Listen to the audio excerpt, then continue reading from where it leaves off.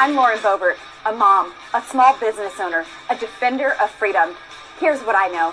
You protect what you love.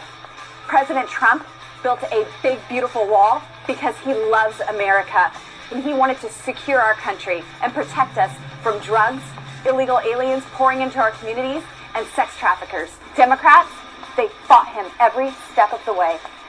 And now, welcome to Fort Pelosi, where Democrats decry walls from within their own heavily guarded razor wire wall. Democrats don't want to protect you because they don't care about you, but they'll spare no expense protecting themselves.